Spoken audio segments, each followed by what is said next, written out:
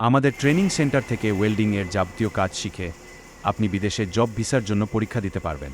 আমাদের সেন্টারে থাকা খাওয়ার সুব্যবস্থা রয়েছে, থাকা ফ্রি, খাবার নিজ খরচে। অফিসের ঠিকানা R S technical training centre ২-৪ বৈলর ধানীখোলা রোড।